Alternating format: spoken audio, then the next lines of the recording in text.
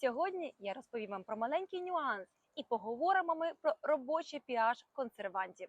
Беремо популярний консервант Euxil K712, а ось в кремах він іноді може підвести, навіть якщо pH нижче, ніж 5,5. Зробивши крем з цим консервантом і не перевіривши кислотність в кінці приготування, і потім думати, чому через неділю використання такого крему ваша шкіра стала така суха.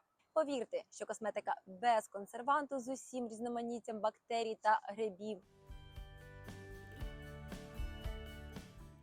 Всім привіт! З вами Олена на каналі Косметична кухня Б'юр, на якому я розповідаю про секрети приготування натуральної косметики своїми руками, а також публікую перевірені косметичні рецепти в детальних відеоуроках.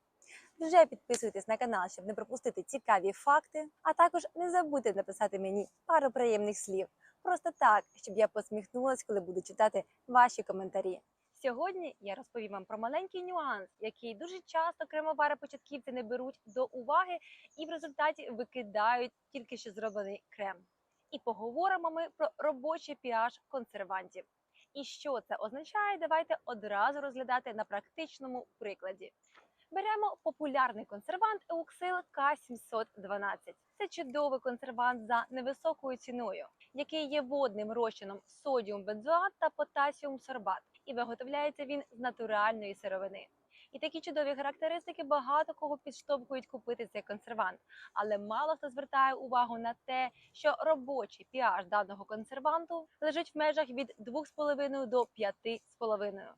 І простими словами, якщо ви зробите крем, скажімо, з кислотністю 6,0, ваш крем зіпсується дуже швидко, тому що консервант Euxil K712 неефективний за такою високою кислотністю косметики.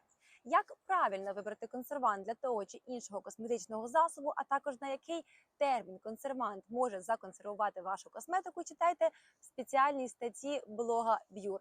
Посилання ви можете знайти в описі до цього відео, а також в кутку екрану в підказках. І пам'ятайте, що в нашому блозі дуже багато корисної інформації для кожного, хто виробляє косметику своїми руками. З особистого досвіду хочу сказати, що готування косметики без pH-метру – це як мінімум викинуті гроші на вітер, а іноді така косметика може ще й нашкодити вашій шкірі чи волоссю. Тому що у консервантів, окрім робочого діапазону pH, є ще така особливість, як зміна загального pH косметики. Тому, обираючи консервант, ми звертаємо увагу на два такі параметри. І перше – це робочий діапазон pH, щоб зрозуміти, чи виконує консервант свою консервуючу дію у вашій косметиці. А також обов'язково перевіряємо кислотність самого консерванту або його розчину, щоб зрозуміти, як зміниться загальна кислотність цієї формули та своєчасно її скоригувати. Простий приклад – консервант Cosgar, який має робочий діапазон pH від 3,0 до 6,0. Тобто він підходить для шампунів, для сироваток, для кремів та для іншої різноманітної косметики. Але він має одну маленьку особливість – це зниження загального pH всієї косметики. Тому що кислотність 1% розчину консерванту Cosgar коливається від 3,0 до 4,0.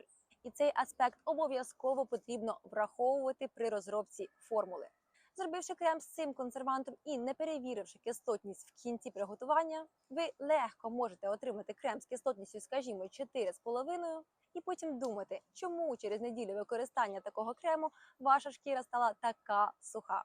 І все дуже просто, тому що ви зруйнували захисний бар'єр вашої шкіри постійним використанням косметики з низькою кислотністю. Є декілька консервантів, які не дуже сильно змінюють загальну кислотність цієї формули. Скажімо, популярний консервант Euxil PE9010. Він має дуже широкий робочий діапазон pH та підходить для майже всіх видів косметики. Це один із самих універсальних консервантів. Підрозумуємо, що консервантів на косметичному ринку дуже багато. І не потрібно боятися цього слова. Багато сучасних консервантів мають рослинне походження та екосертифікацію. Вони можуть виконувати як роль консерванта, а також разом з цим роль зволожуючого компоненту чи, скажімо, антибактеріальної добавки для жирної та проблемної шкіри. Повірте, що косметика без консерванту з усім різноманіттям бактерій та грибів, які починають в ній рости дуже швидко, набагато страшніша, ніж ваші фобії перед словом консервант. Будьте красивими, бережіть здоров'я вашої шкіри та обов'язково переходьте дивитися інші відеоуроки від каналу Косметична кухня Б'юр. Бажаю всім гарного дня!